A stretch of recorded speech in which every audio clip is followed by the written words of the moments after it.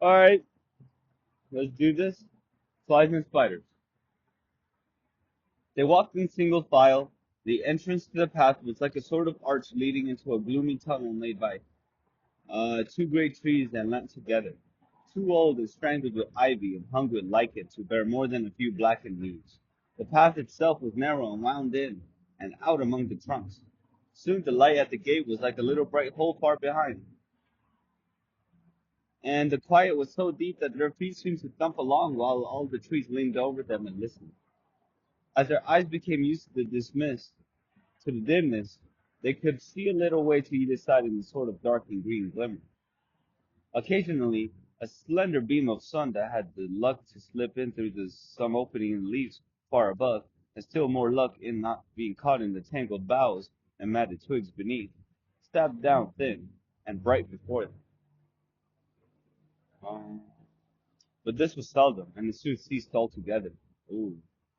There were black squirrels in the wood. As Bilbo's sharp, inquisitive eyes get used to seeing things, he could catch glimpses of them whisking off the path and scuttling behind tree trunks. There were queer no There were queer noises too, grunts, scufflings, and hurryings in the undergrowth, and among the leaves they lay piled endlessly, thick in places on the forest floor. But what made the noise he could not see.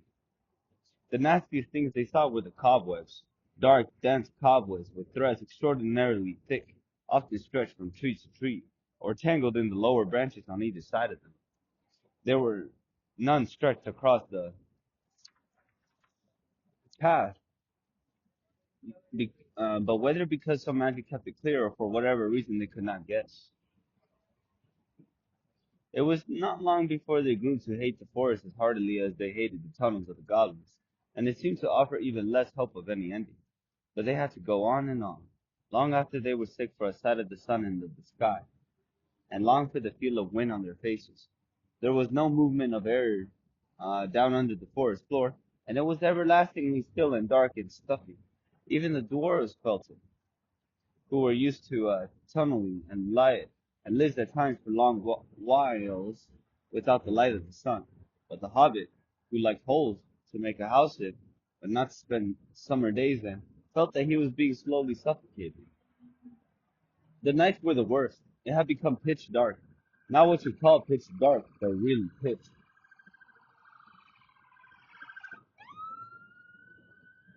So black that you could really see nothing. Bilbo tried flapping his hand in front of his nose, but he could not see it at all. Well, perhaps it is not true to say they could see nothing. They could see eyes. They slept all closely huddled together and took it in turns to watch. And when it was Bilbo's turn, he could see gleams in the darkness round them, and sometimes pairs of yellow or red or green eyes would stare at him from a little distance and then slowly fade and disappear, and slowly shine out again in another place. And sometimes they would gleam down from the branches just above him, and that was most terrifying. But the eyes that he liked the least were horrible, pale, bulbous sort of eyes. Insect eyes, he thought, not animal eyes, only they are much too big. Although it was not very cold, they tried lighting watchfires at night, but they soon gave that up. It seemed to bring hundreds and hundreds of eyes all around them, though the creatures, wherever they were careful never to let their bodies show in the little flicker of the flames. Worse still, it brought thousands of dark gray and black moths, some nearly as big as your hand, flapping and whirring around their ears. They could not stand nor the huge bats, black as a top hat either, so they gave up fires and sat at night and dozed in the enormous uncanny darkness. All this went on for what seemed to the hobbit ages upon ages, and he was also hungry, for they were extremely careful with their provisions. Even so, as days followed days, and still the forest seemed just the same, they began to get anxious. The food would not last forever. It was in fact already beginning to get low. They tried shooting at the squirrels, and they wasted many arrows before they managed to bring one down on the path, but when they roasted it, it proved horrible to taste, and they shot no more squirrels. Oh my god, that's crazy. This chapter with the flies and spiders, I don't know. The intro in the movie was pretty good too. If the intro of the movie is in here, then the book is already better. because I like that squirrel scene a lot. They were thirsty too, because they had not too much water. And in all the time they had seen neither spring nor stream. This was their state, when one day they found their path blocked by a running water. It flowed fast and strong, but not very wide right across the way, and it was black, or it looked in the gloom. It was well that Bourne had warned them against it, or they would have drunk from it, whatever its color, until some of the empty skins at its bank. As it was they, as it was they only thought of how to cross it without wetting themselves in its water. There had been a bridge of wood across, but it had rotted and fallen, leaving only the broken posts near the bank. Bilbo, kneeling on the brink and peering forward, cried, "There is a boat against the far bank. Now why couldn't it have been this time?" "How far do you think it is?" asked Thorin, for by now they knew Bilbo had the sharpest eyes among them. Whoa, the car is going crazy.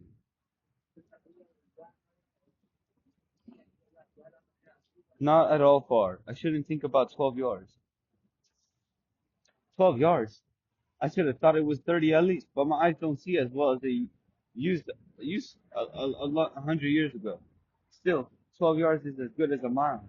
We can't jump it, and we daren't try to wade or swim. Can any of you throw a rope? What's the good of that?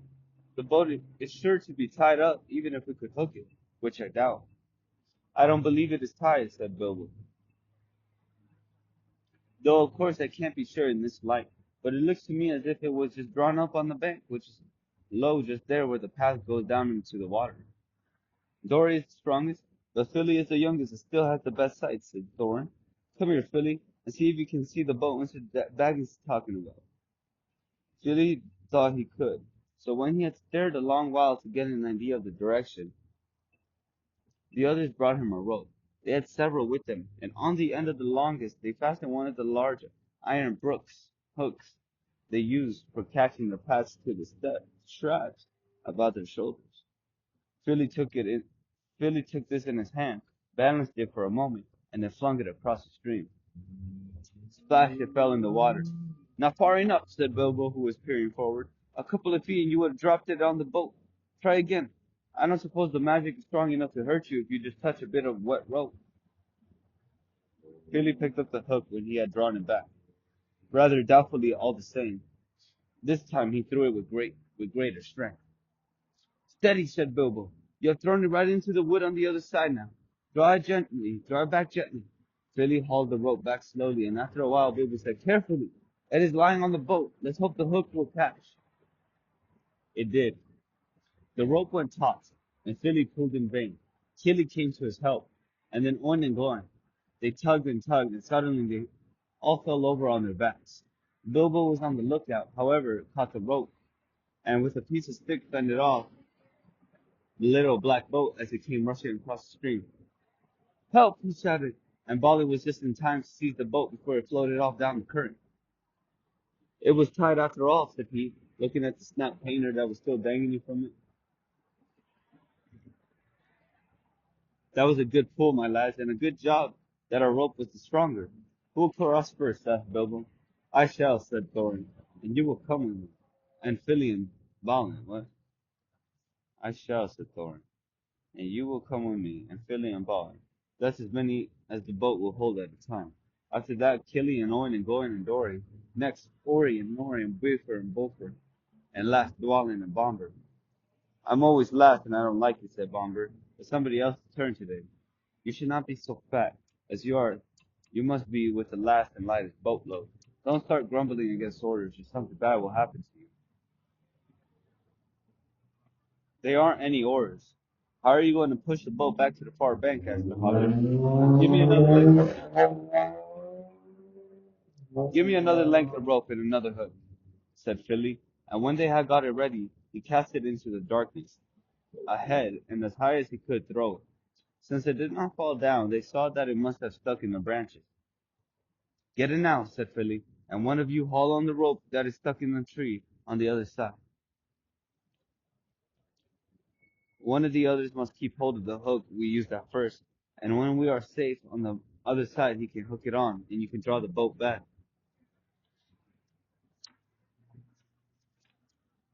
In this way, they were all soon on the far bank safe across the enchanted stream. Ooh.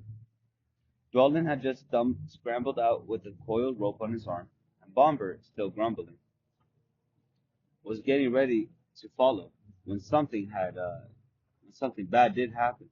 There was a flying sound of hooves on the path ahead. Out of the gloom came suddenly the shape of a flying deer. It charged into the dwarves and bowled them over, and gathered itself for a leap. High it sprang and cleared the water with a mighty jump, but it did not reach the other side in safety. Thorin was the only one who had kept his feet and his wits. As soon as they had landed, he had bent his bow and fitted an arrow in case any hidden guardian of the boat appeared. Now he sent a swift and sure shot into the leaping beast. As they reached the further bank, it stumbled. The shadow swallowed it up. But they heard the sound of hooves quickly falter and then go still. Before they could shout in praise of the shot, however, a dreadful wail from Bilbo put all thoughts of venison out of their minds. Bomber has fallen in! Bomber is drowning! Fuck, he cried. It was only too true. Bomber had only 1 foot on the land, and when the heart bore down on him and sprang over him. Wow. He had stumbled, thrusting the boat away from the bank, and then toppled back into the dark water, his hand slipping off the slimy roots at the edge while the boat span slowly off and disappeared. Wow.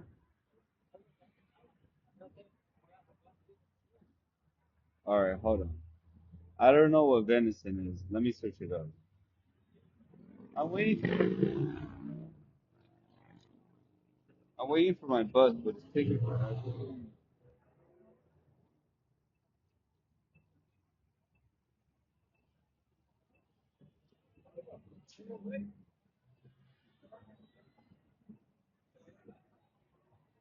Alright.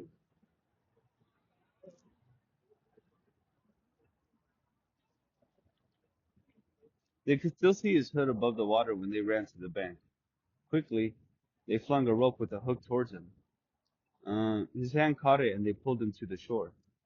He was drenched from hair to boots, of course, but that was not the worst. When they laid him on the bank, he was already fast asleep, with one hand clutching the rope so tight that they could not get it from his grasp. And fast asleep he remained in spite of all they could. They were still standing over him, cursing their ill luck, and Bomber's clumsiness, and lamenting the loss of the boat, which made it impossible for them to go back and look for the heart. Um,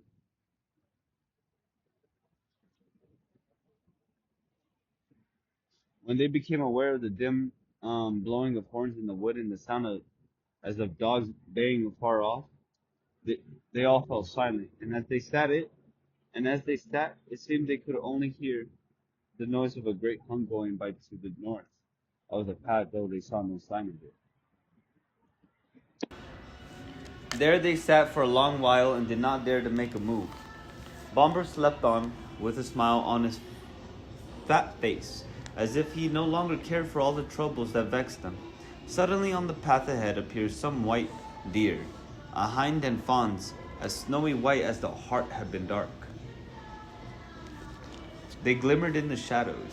Before Thorin could cry out, 3 of the dwarves had leaped to their feet and loosed off arrows from their bows. None seemed to find their mark. The deer turned and vanished into the trees as silently as they had come. And in vain the dwarves had shot their arrows after them. "Stop! Stop!" shouted Thorin. But it was too late. The excited dwarves had wasted their last arrows, and now the bows that Born had given them were useless. Damn, for real? You can't, like, go retrieve the arrows? Like, don't leave the path, sure, but we got, what, 13 dwarves, right? 14, maybe? I think there's 15. Gandalf, 14, 13, Bilbo. But then that would mean, I think there are 13 dwarves. I don't know. Philly, Killy, Bomber, Bobin, Thorin, Oin, Groin, Oin, Gloin, and Groin, Oni and Dory. Damn, I'm really doing it. Is there a Corey? I don't think so. I'm missing about 3. I named 10 of them. That's crazy. I just named 10 doors. Alright. But yeah, what I was saying is they can tie themselves up with rope and just, chill and like follow the rope, and then they could get their arrows back. And then as long as some doors are still on the path, the ones who waded off the path could just follow the rope back to the path. Anyway, I'm pretty sure something bad will happen to a rope if that were to happen. But let's continue. They were a gloomy party at that night, and the gloom gathered still deeper on them in the following days. They had crossed the enchanted stream, but beyond it the path seemed to straggle on just as before, and in the forest they could see no change. Yet if they had known more about it and considered the meaning of the hunt, and the white deer that had appeared upon their path, they would have known that they were at last drawing towards the eastern edge, and would soon have come, if they could have kept their courage and their hope, to thinner trees and places where the sunlight came again. But they did not know this, and they were burdened with the heavy body of Bomber, which they had to carry along with them as best they could, taking the wearisome task in turns of 4, each while the others shared their packs. If these had not become all too light in the last few days, they would never have managed it. But a slumbering and smiling Bomber was a poor exchange for packs filled with food, however heavy. In a few days a time came when there was practically nothing left to eat or to drink. Nothing wholesome could they see growing in the wood, only funguses and herbs with pale leaves and unpleasant smell. About 4 days from the enchanted stream, they came to a part where most of the trees were beeches. They were at first inclined to be cheered by the change, for here there was no undergrowth and the shadow was not so deep. There was a greenish light about them, and in places they could see some distance to either side of the path. Yet the light only showed them endless lines of straight gray trunks like the pillars of some huge twilight hall. There was a breath of air and a noise of wind, but it had a sad sound. A few leaves came rustling down to remind them that outside autumn was coming on. Their fleet ruffled among the dead leaves of countless other autumns that drifted over the blanks of the path from the deep carpets of the forest. What? I ain't rereading that. I'm not going to. I don't know. I lost it. I'm a little high. Let's move on. Still, I'm sorry if that disrespects you, okay? I'm not the best reader, right? So I just want to move on. Fine. Light, something about... He's just talking about the damn forest, what it looks like. Let's move on. Still, Bomber slept and they grew very wary. At times they heard disquieting laughter. Sometimes there was singing in the distance too. The laughter was the laughter of fair voices, not of goblins, and the singing was beautiful, but it sounded eerie and strange, and they were not comforted. Rather, they hurried on from those parts with that strength they had left. With what strength they had left. 2 days later, they found their path going downwards, and before long they were in a valley filled almost entirely with a mighty growth of oaks. "Is there no end to this accursed forest?" said Thorin. "Somebody must climb a tree and see if he can get his head above the roof and have a look around. The only way is to choose the tallest tree that overhangs the path." Of course, somebody meant Bilbo. They chose him because to be of any use, the climber must get his head above the topmost leaves, and so he must be light enough for the heaviest and slenderest branches to bear him. Poor Mr. Baggins had never had much practice in climbing trees, but they hoisted him up into the lowest branches of an enormous oak that grew right out into the path, and up he had to go as best as he could. He pushed his way through the tangled twigs with many a slap in the eye. He was greened and grimed from the old bark of the greater boughs. More than once he slipped and caught himself just in time, and at last, after a dreadful struggle in a difficult place where there seemed to be no convenient branches at all, he got near the top. All the time he was wondering whether there were spiders in the tree, and how he was going to get down again, except by falling.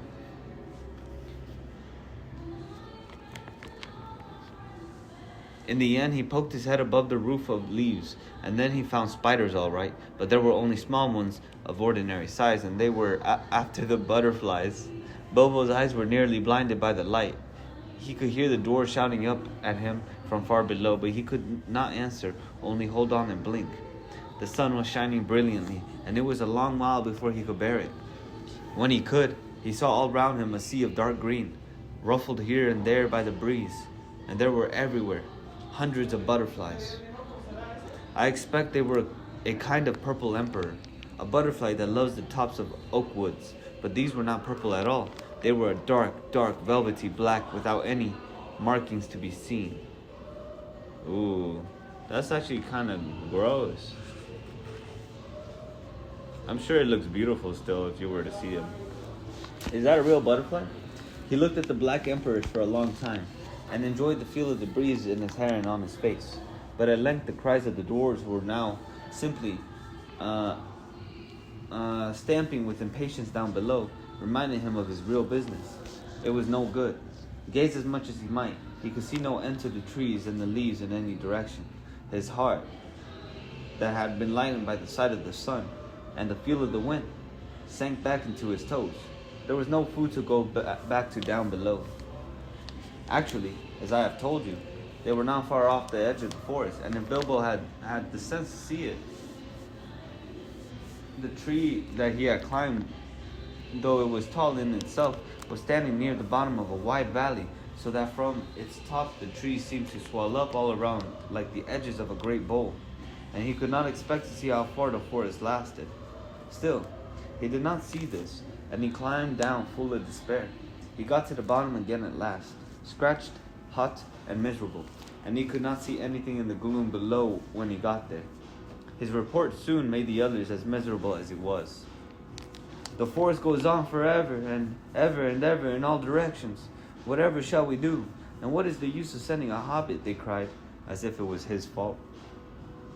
They did not care twopence about the butterflies and were only made more angry when he told them of the beautiful breeze, which they were too heavy to climb up and feel. What is a... Where is that word? Twopence. Is twopence like your energy? I'm gonna say energy.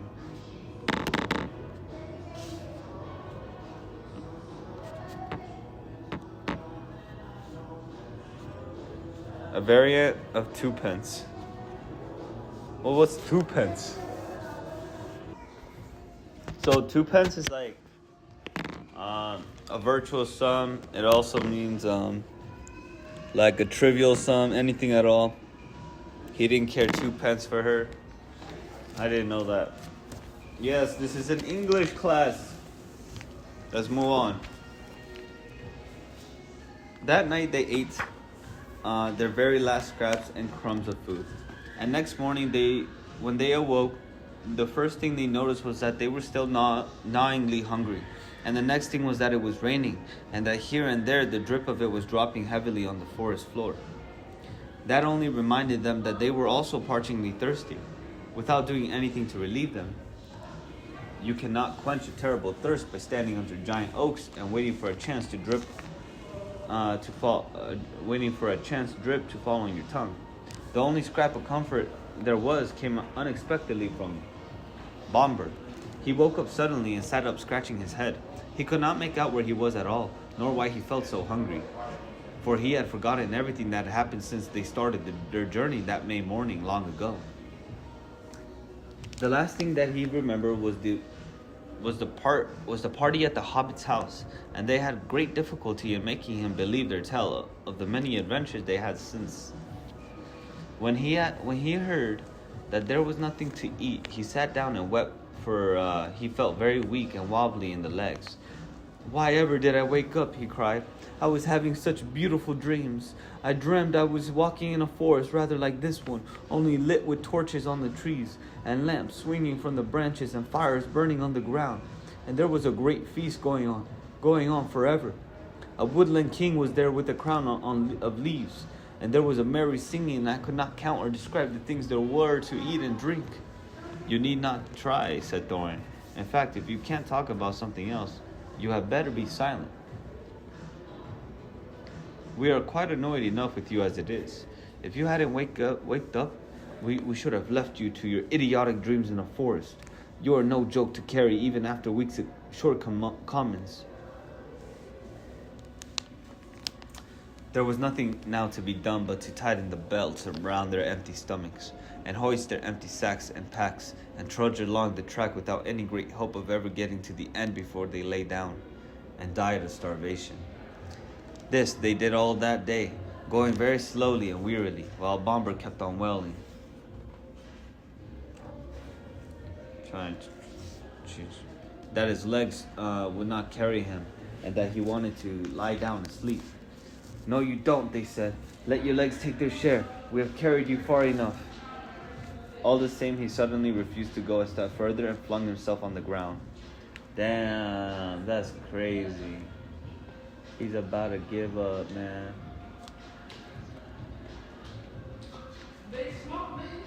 Go on if you must, he said. I'm just going to lie here and sleep and dream of food if I can't get it any other way. I hope I never wake up again. At that moment, Balin, who was a little way ahead, called out, "What was that? I thought I saw a twinkle of light in the forest." They all looked, and the longest way off, it seemed, they saw a red twinkle in the dark. Then another and another sprang out beside it. Even Bomber got up, and they hurried along then, not caring if it was trolls or goblins. The light was in front of them and had to be left of the path. And to the left of the path. And when at last they had drawn level with it, it seemed plain that torches and fires were burning under the trees, but a good way off their track.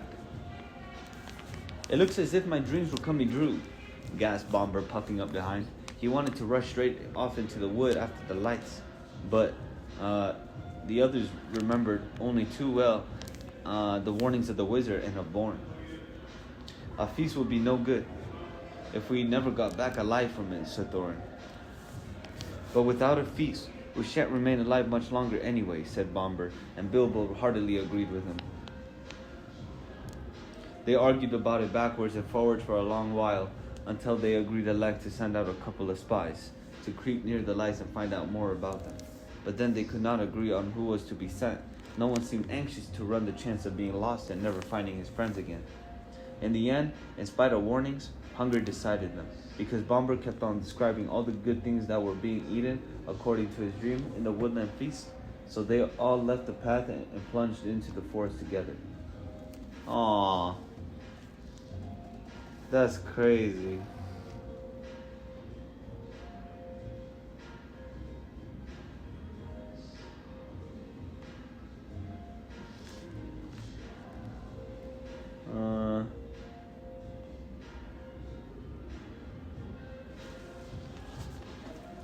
That's crazy.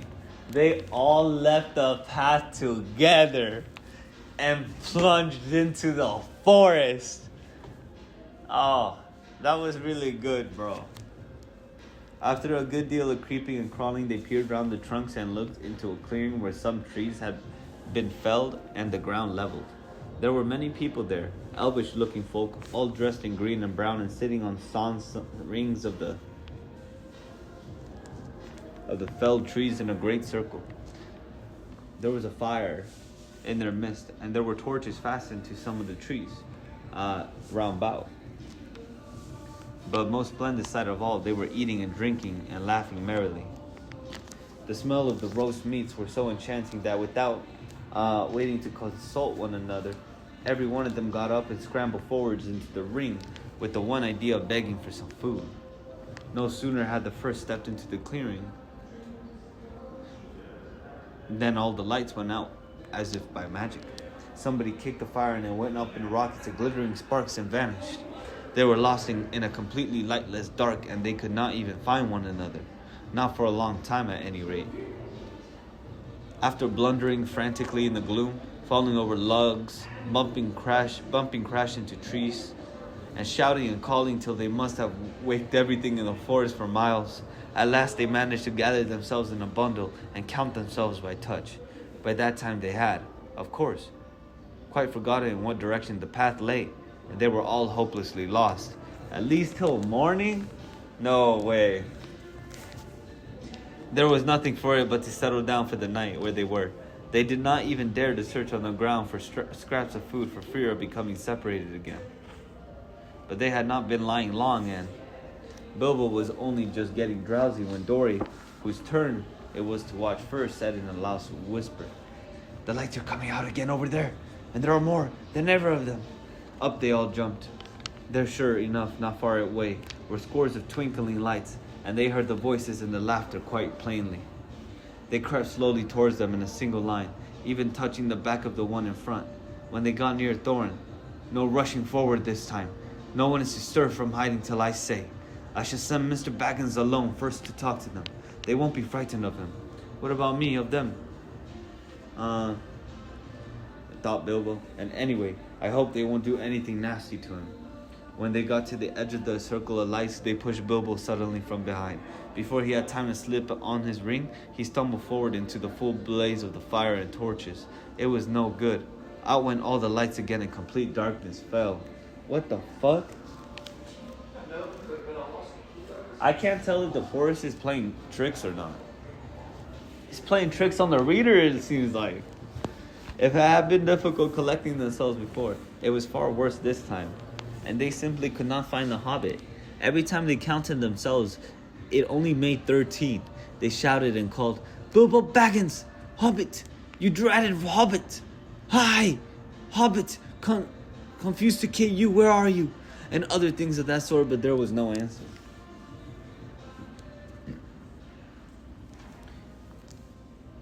They were just giving up hope when Dory stumbled across him by sheer luck. In the dark, he fell over what he thought was a log, and he found it was the hobbit curled up fast asleep. It took a deal of shaking him to wake him, and when he was awake, he was not pleased at all. "I was having such a lovely dream," he grumbled, "all about having a most gorgeous dinner. Good heavens, he is gone like Bombard," they said. "Don't tell us about dreams. Dream dinners aren't any good, and we can't share them. They are the best I am likely to get in this beastly place," he muttered, as he lay down beside the doors and tried to go back to sleep and find his dream again. But that was not the last of the lights in the forest. Later, when the night must have been getting old, Killy, who was watching them, came and roused them all again, saying, "There's a regular blaze of light begun not far away. Hundreds of torches and many fires must have been lit suddenly and by magic, and hark to the singing and the harps." I don't know what hark is. I'm gonna figure it out.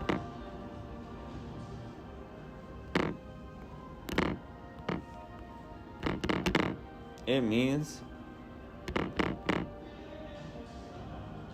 listen. That's crazy.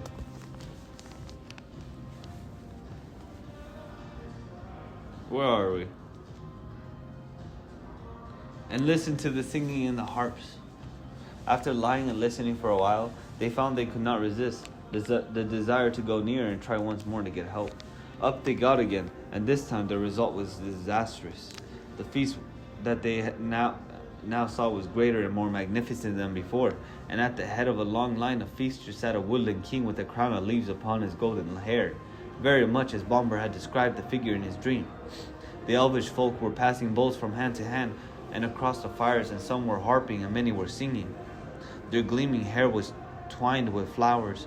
Green and white gems glinted on their collars with mirth. Loud and clear and fair were those songs, and out stepped Thorin into their midst.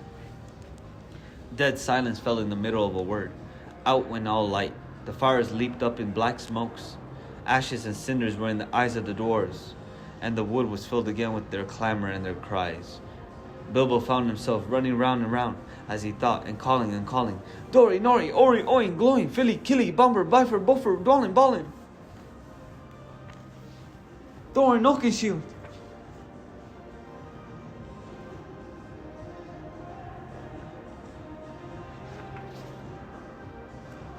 While people he could not see or feel were doing the same all around him, with an occasional "Bilbo" thrown in.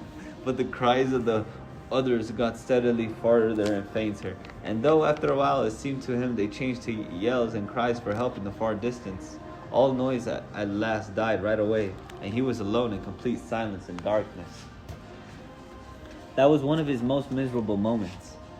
But he soon made up his mind that it was no good trying to do anything till day came with some little light, and quite useless to go blundering about tiring himself out, with no hope of any breakfast to receive him. So he sat himself down with his back to a tree, and not for the last time fell to thinking of his far distant hobbit hole with its beautiful pantries. He was deep in thoughts of bacon and eggs and toast and butter when he felt something touch him. Something like a strong sticky string was against his left hand. And when he tried to move, he found that his legs were already wrapped in the same stuff, so that when he got up he fell over. Holy crap. Then the great spider, who had been busy tying him up while he dozed, came from behind him and came at him. He could only see the thing's eyes, but he could feel its hairy legs as it struggled to wind its abominable threads round and round him. It was lucky that he had come to his senses in time. Soon he would not have been able to move at all. As it was, he had a desperate fight before he got free. He beat the creature off with his hands. It was trying to poison him to keep quiet, as small spiders do to flies, until he remembered his sword and drew it out. Then the spider jumped back, and he had time to cut his legs loose. After that, it was his turn to attack. The spider evidently was not used to things that carry such stings at their sides, or it would have hurried away quicker. Bilbo came at it before it could disappear and stuck it with his sword right in the eyes. Then it went mad, and leaped, and danced, and flung out its legs in horrible jerks, until he killed it with another stroke. And then he fell down and remembered nothing more for a long while. There was the usual dim gray light of the forest day about him when he came to his senses. The spider lay dead beside him, and his sword blade was stained black. Somehow the killing of the giant spider all alone by himself in the dark, without the help of the wizard or the dwarves or of anyone else, made a great difference to Mr. Baggins. He felt a different person, and much fiercer and bolder in spite of an empty stomach, as he wiped his sword on the grass and put it back into its sheath. "I will give you a name," he said to it, "and I shall call you Sting." After that he set out to explore. The forest was grim and silent, but obviously he had first of all to look for his friends, who were not likely to be very far off, unless they had been made prisoners by the elves, or worse things. Bilbo felt that it was unsafe to shout, and he stood a long while wondering in what direction the path lay, and in what direction he should go first to look for the dwarves. "Oh, why did we not remember Born's advice and Gandalf's?" he lamented. "What a mess we are in now. I only wish it was we. It is horrible being all alone." In the end, he made as good a guess as he could at the direction from which the cries for help had come in the night, and by luck, he was born with a good share of it. He guessed more or less right, as you will see. Having made up his mind, he crept along as cleverly as he could. Hobbits are clever at quietness, especially in woods, as I have already told you. Also, Bilbo had slipped on his ring before he started. That is why the spiders neither saw nor heard him coming. He had picked his way stealthily for some distance when he noticed a place of dense black shadow ahead of him. Black even for that forest, like a patch of midnight that had never been cleared away. Hold on. As he drew near, he saw that it was made by spider webs, one behind and over, entangled with another. Suddenly he saw, too, that there were spiders, huge and horrible, sitting in the branches above him. And ring or no ring, he trembled with fear lest they should discover him. Standing behind a tree, he watched a group of them for some time, and then in the silence and stillness of the wood, he realized that these loathsome creatures were speaking to one another. Their voices were a sort of thin, creaking and hissing, but he could make out many of the words that they said. They were talking about the dwarves. "It was a sharp struggle, but worth it," said one. "What nasty thick skins they have to be sure, but I'll wager there is good juice inside." "Aye, they'll make fine eating, and when they've hung a bit," said another. "Don't hang 'em too long," said a third. "They're not as fat as they might be. Been feeding none too well of late, I should guess." Kill him, I say, hissed the fourth. Kill him now and hang him dead for a while. They're dead now, I'll warrant, said the first. Then that they are not. I should say after a beautiful sleep. I'll show you. With that, one of the fat spiders ran along a rope till it came to a dozen bundles hanging in a row from a high branch. Bilbo was horrified, now that he noticed them for the first time dangling in the shadows, to see a dwarvish foot sticking out of the buttons of some of the bundles, or here and there the tip of a nose, or a bit of beard, or of a hood. To the fattest of these bundles the spider went. It is poor old Bomber, I'll bet, thought Bilbo, and nipped hard at the nose that stuck out. There was a muffled yelp inside, and a toe shot up and kicked the spider straight and hard. There was life in Bomber still. There was a noise like the kicking of a flabby football, and the enraged spider fell off the branch, only catching itself with its own thread just in time. The others laughed. You were quite right, they said. The meat's alive and kicking. I'll soon put an end to that, hissed the angry spider, climbing onto the branch. Oh man, it's getting intense. Bilbo saw that the moment had come when he must do something. He could not get up at the brutes that he had nothing to shoot with, but looking about he saw that in this place there were many stones lying in what appeared to be a now dry little watercourse. Bilbo was a pretty fair shot with the stone, and it did not take him long to find a nice smooth egg-shaped one that fitted his hand cozily. As a boy, he used to practice throwing stones at things, until rabbits and squirrels and even birds got out of his way as quick as lightning if they saw him stoop. And even grown up, he had still spent a deal of his time at quiets, dart throwing, shooting at the wand, bowls, 9 points, and other quiet games of the aiming and throwing sort. Indeed, he could do a lot of things besides blowing smoking rings, asking riddles, and cooking. That I haven't had time to tell you about. There is no time now. While he was picking up stones, the spider had reached Bomber, and soon he would have been dead. At that moment, Bilbo threw. The stone struck the spider plunk on the head, and as it dropped senseless off the tree, flopped to the ground with all its legs curled up. The next stone went whizzing through, a big web snapping its cords, and taking off the spider sitting in the middle of it. Whack, dead. After that, there was a deal of commotion in the spider colony, and they forgot the doors for a bit, I can tell you. They could not see Bilbo, but they could make a good guess at the direction from which the stones were coming. As quick as lightning, they came running and swinging towards the hobbit, flinging out their long threads in all directions, till the air seemed full of waving snares. Bilbo, however, soon slipped away to a different place. The idea came to him to lead the furious spiders further and further away from the doors, if he could, to make them curious, excited, and angry all at once. When about 50 had gone off to the place where he had stood before, he threw some more stones at these, and at others that had stopped behind. Then, dancing among the trees, he began to sing a song to infuriate them and bring them all after him, and also to let the dwarves hear his voice. This is what he sang. Old fat spider spitting in a tree. Old fat spider can't see me. Adder cup, won't you stop? Stop your spitting and look for me. Old Tomnoddy, all big body. Old Tomondi can't spy me. Alta cup, adder cup, down you drop. You'll never catch me up your tree. Like, apricot? Is that what he's trying to say? Adder cup? Apricot? What's an adder cup? We're gonna find out.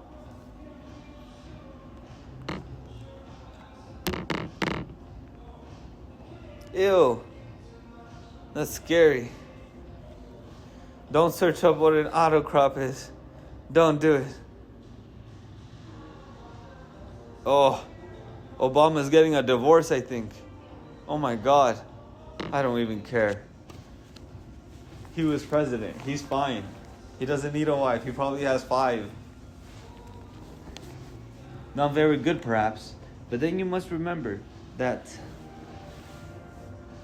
he had to make it up himself on the spur of a very awkward moment. It did what he wanted anyway. As he sang, he threw some more stones and stamped. Practically all the spiders in the place came after him. Some dropped to the ground, others raced along the branches. swung from tree to tree, or cast new ropes across the dark spaces. They made for his noise far quicker than he had expected. They were frightfully angry, quite apart from the stones. No spider has ever liked being called Attercop, and Tom Noddy, of course, is insulting to anybody. I'm not sure what Tom Noddy is. Let's go find out. Why is Tom Noddy so disrespectful?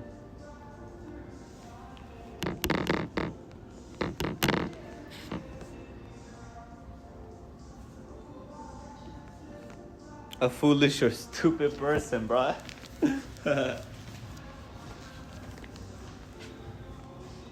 Off Bilbo scuttled to a fresh place, but several of the spiders had run now to different points in the glade where they lived, and were busy spinning webs across all the spaces between the tree stems.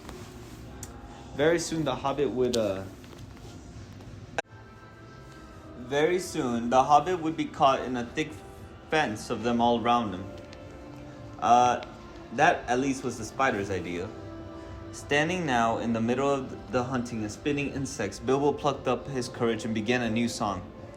Lazy Lob and Crazy Cop are weaving webs to wind me. I am far more sweet than other meat, but they still cannot find me.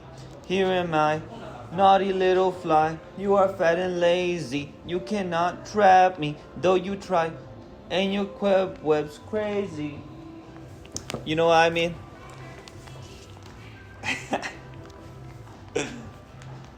Why does Tolkien why is Tolkien using so many songs in the book? Like, it's not like he wrote, like, I don't know really anything about Tolkien. He's like from somewhere in Europe, wrote The Hobbit for a kid's story, and then he wrote Lothar. But I don't know why he has so much songs. Like Bilbo don't need to be singing, right? Oh, it's because it's a children's book. Yeah. Got it. Is there songs in Lothar too? I don't know. With that, he turned and found that the last space between two tall trees had been closed with a web, but luckily not a proper web. Only great strands of double thick spider rope run hastily backwards and forwards from... Switching the page, kids, hold on. From trunk to trunk, out came his little sword. He slashed the threads to pieces and went off singing. The spiders saw the sword, though I don't suppose they knew what it was, and at once the whole lot of them came hurrying after the hobbit along the ground and the branches, hairy legs waving, nippers and spinners and snapping, eyes popping, full of froth and rage. They followed him into the forest until Bilbo had gone as far as he dared. Then quieter than a mouse, he stole back. He had precious little time, he knew, before the spiders were disgusted and came back to their trees where the doors were hung. In the meanwhile, he had to rescue them. The worst part of the job was getting up onto the long branch where the bundles were dangling. I don't suppose he would have managed it if a spider had not luckily left a rope hanging down. With its help, though it stuck to his hand and hurt him, he scrambled up, only to meet an old, slow, wicked, fat-bodied spider who had remained behind to guard the prisoners. And had they been busy pinching them to see what was the juiciest to eat, it had thought of starting the feast while the others were away. But Mr. Baggins was in a hurry, and before the spider knew what was happening, it felt his sting and rolled off the branch dead. Let's go, Bilbo! Bilbo's next job was to loose a dwarf. What was he to do? If he cut the string which hung up, the wretched dwarf would tumble, thump to the ground, a good way below, wriggling along the branch, which made all the poor dwarves dance and dangle like ripe fruit. He reached the first bundle. Philly or Killy, he thought, by the tip of a blue hood sticking out at the top. Most likely Philly, he thought, by the tip of a long nose poking out of the winding threads. He managed by leaning over to cut most of the strong, sticky threads that bound him round, and then, sure enough, with a kick and a struggle, most of Philly emerged. I am afraid Bilbo actually laughed at the sight of him jerking his stiff arms and legs as he danced on the spider string under his armpits. just like one of those funny toys bobbling on a wire. Somehow or other, Philly was got onto the branch, and then he did his best to help the Hobbit. Although he was feeling very sick and ill from spider poison, and from hanging most of the night and the next day wound round and round. With only his nose to breathe through. It took him ages to get the beastly stuff out of his eyes and eyebrows, and as for his beard, he had to cut most of it off. Well, between them, they started to haul up first one dwarf and then another and slash them free. None of them were better off than Philly, and some of them were worse. Some had hardly been able to breathe at all.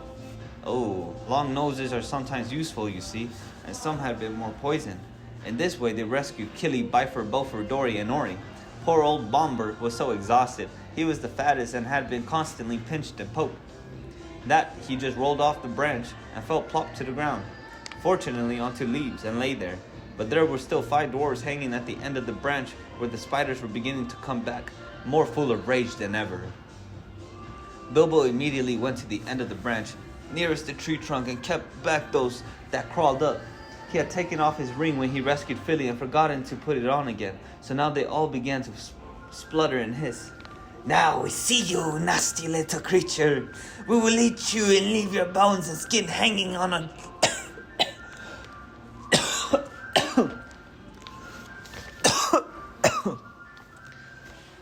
Oh, fuck. That's difficult. Gollum was harder.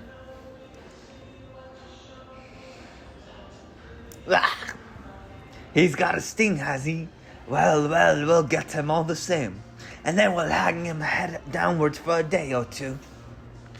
No, they won't be able to contain their hunger. They're animals.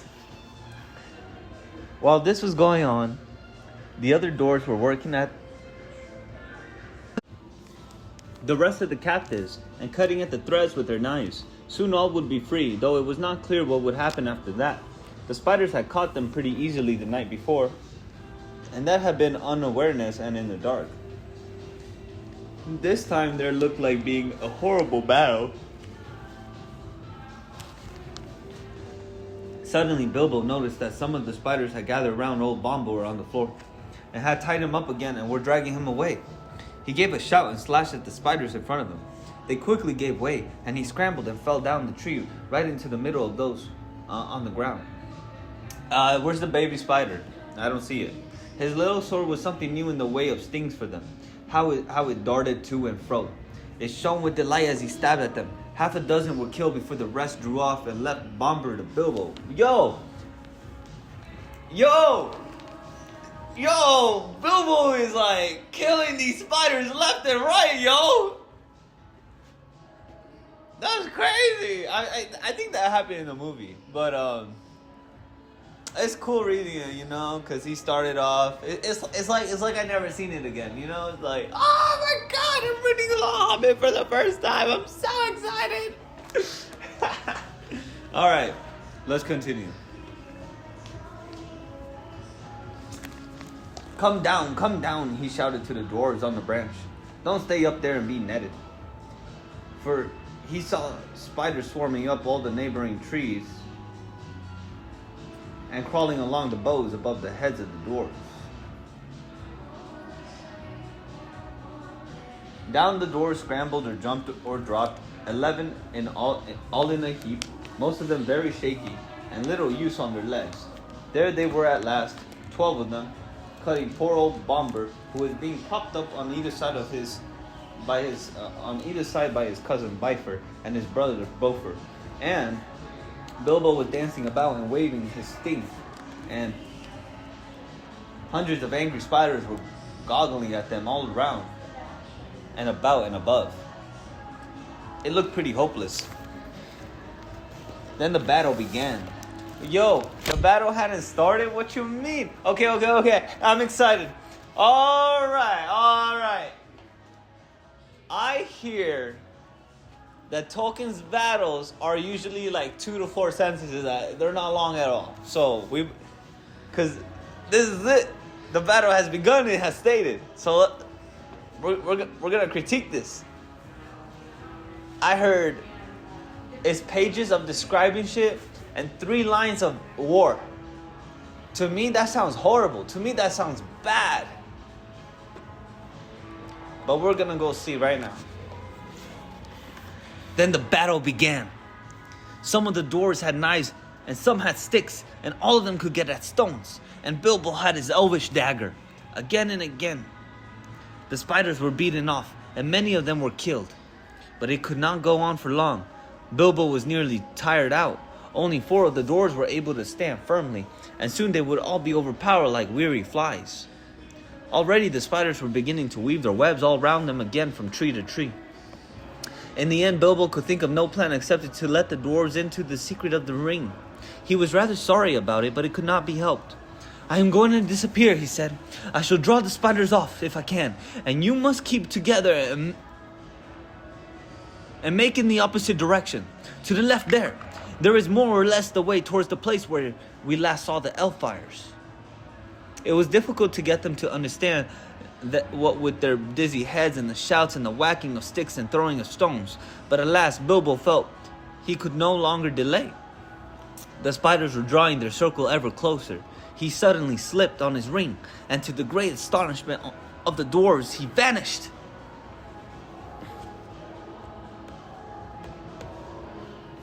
I saw a manager. I'm reading this at work again, so I gotta be careful because I have people watching me because I kept screaming. Oh, yeah, because I be rapping at work too. I got people just staring at me, so I just hope I don't get in trouble for that. I don't think so. There's nothing wrong with rapping. All right, let's continue.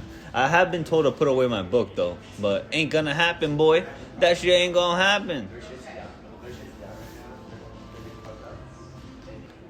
Soon there came the sound of Lazy Lob, and Addercup from among the trees away on the right. That upset the spiders greatly. They stopped advancing, and some went off in the direction of the voice. Addercup made them so angry that they lost their wits. Then Balin, who had grasped Bilbo's plan better than the rest, led an attack. Okay. The dwarves huddled together in a knot, and sending a shower of stones, they drove at the spiders on the left and burst through the ring. Away behind them now, the shouting and singing suddenly stopped. Hoping desperately that Bilbo had not been caught, the dwarves went on. Not fast enough though. They were sick and weary, and they could not go much better than a hobble and a wobble, though many of the spiders were close behind. Every now and then they had to turn and fight the creatures that were overtaking them, and already some spiders were in the trees above them and throwing down their long, clinging threads. Things were looking pretty bad again, when suddenly Bilbo reappeared and charged into the astonished spiders unexpectedly from the side. Go on, he shouted. I will do the stinging. And he did. He darted backwards and forwards, slashing at their fat bodies if they came too near. I'm getting a phone call. Gotta hang up. Came too near. Where are we?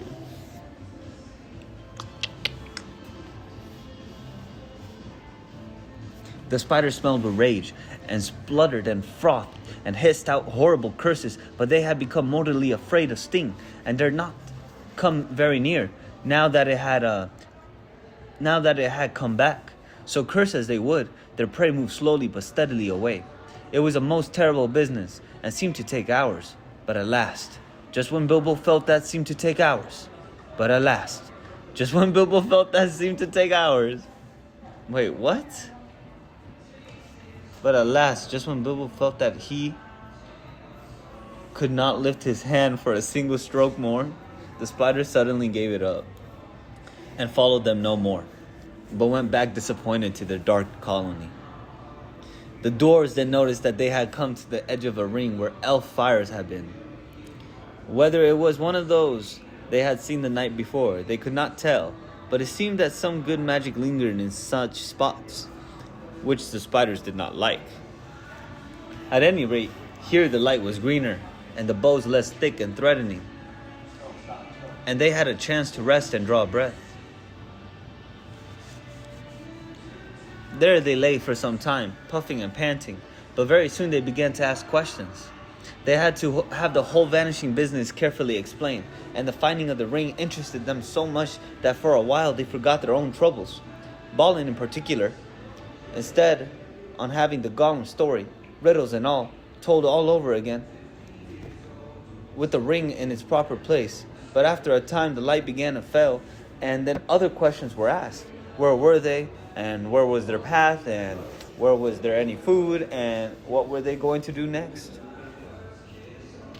These questions they asked over and over again, and it was from little Bilbo they seemed to expect to get the answers, from which you can see that they had changed their opinion of Mr. Baggins very much, and had begun to have a great respect for him, as Gandalf had said they would. Indeed, they really expected to think of some wonderful plan for helping them, and were not merely grumbling. They knew only too well that they would soon all have been dead, if it had not been for the Hobbit, and they thanked him many times. Thank you, thank you, thank you. Some of them even got up and bowed right to the ground before him, though they fell over with the effort, and could not get on their legs again for some time. Knowing the truth about the vanishing did not lessen their opinion of Bilbo at all, for they saw that he had some wits as well as luck and a magic ring, and all three are very useful possessions.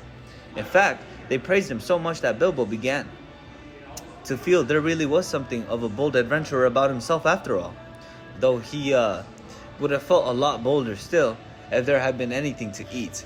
Bro, this is a really good chapter. My favorite chapter is probably still with Gollum and the orcs, to be honest. I think that was more fun than the flies and spiders.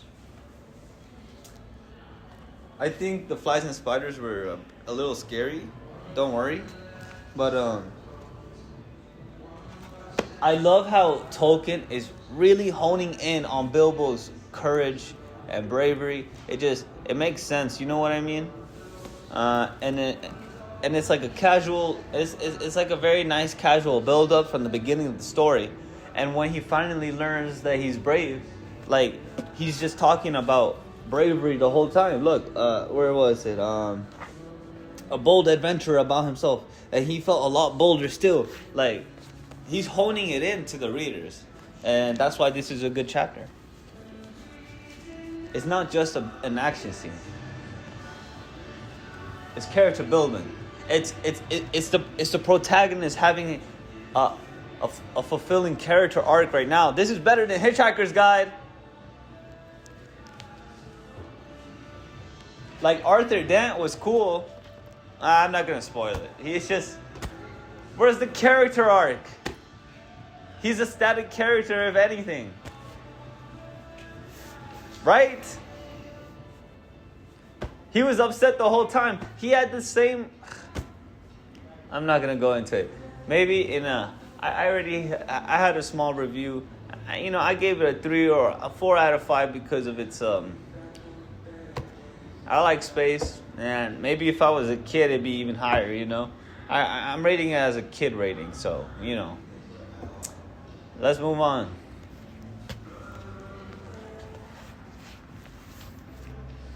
Where were we? But there was nothing at all. None of them were fit to go and look for anything or to search for the lost path. The lost path. No other idea would come into Bilbo's tired head. He just sat staring in front of him at the endless trees, and after a while they all fell silent again. All except Balin. Long after the others had stopped talking and shut their eyes, he kept on muttering and chuckling to himself.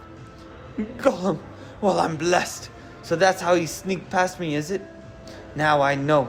Just crept quietly along, you Mr. Baggins. Buttons all over the doorstep. Good old Bilbo. Bilbo, Bilbo, Bo, Bo, Bo.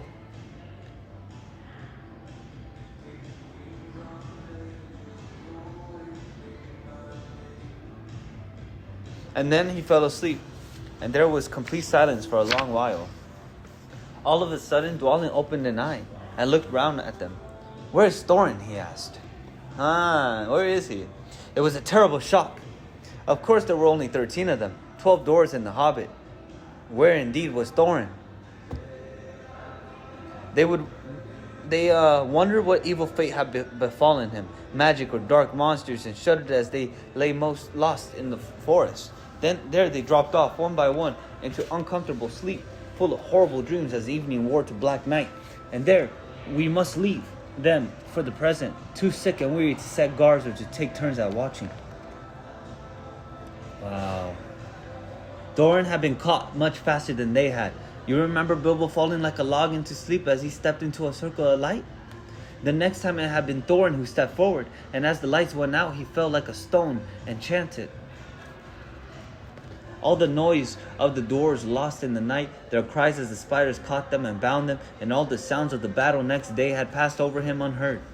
Then the wood elves had come to him and bound him and carried him away. Why? Because he's a fucking king under the mountain or whatever. I don't think that's how it happened in the movie.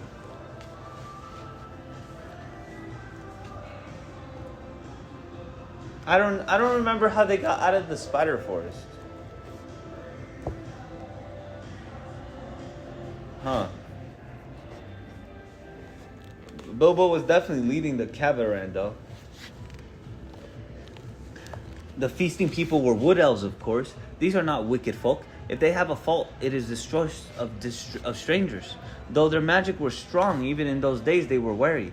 They differed from the high elves of the west and were more dangerous and less wise. For most of them, altogether, with their scattered relations in the hills and mountains, were descended from the ancient tribes that never went to ferry in the west. There the light elves and the deep elves and the sea elves went and lived for ages and grew fairer and wiser and more learned, and invented their magic and their cunning craft in the making of beautiful and marvelous things, before some come back into the wide world. In the wide world the wood elves lingered in the twilight of our sun and moon, but loved best the stars, and they wandered in the great forests that grew tall in lands that are now lost. They dwelt most often by the edges of the woods, from which they could escape at times to hunt, or to ride and run over the open lands by moonlight or starlight. And after the coming of men, they took ever more and more to the gloaming and the dusk. Still elves they were, and remain, and that is good people. In a great cave, some miles within the edge of Mirkwood, on its eastern side, there lived at this time their greatest king. Before his huge doors of stone, a river ran out of the heights of the forest and flowed on and out into the marshes at the feet of the high wooded lands. This great cave, from which countless smaller ones opened out on every side, wound far underground and had many passages and wide halls. But it was lighter and more wholesome than any goblin dwelling, and neither so deep nor so dangerous. In fact, the subjects of the king mostly lived and hunted in the open woods, and had houses or huts on the ground and in the branches. The beeches were their favorite trees. The king's cave was his palace, and the strong place of his treasure, and the fortress of his people against their enemies.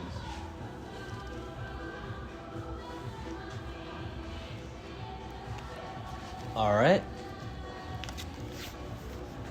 It was also the dungeon of his prisoners. So to the cave they dragged Thorin, not too gently, for they did not love doors, and though he was an enemy, and thought he was an enemy. In ancient days they had the wars with some of the dwarves, whom they accused of stealing their treasure. It is only fair to say that the dwarves gave a different account and said that they only took what was their due, for the elf king had bargained with them to shape his raw gold and silver, and had afterwards refused to give them their pay. If the elf king had a weakness, it was for treasure, especially for silver and white gems, and though his hoard was rich, he was ever eager for more, since he had not yet as great a treasure as other elf lords of old. His people neither mined nor worked metals or jewels, nor did they bother much with trade or with tilling the earth. All this was well known to every dwarf, though Thorin's family had nothing to do with the old quarrel I have spoken of. Consequently, Thorin was angry at their treatment of him when they took their spell off him and he came to his senses, and also he was determined that no word of gold or jewels should be dragged out of him.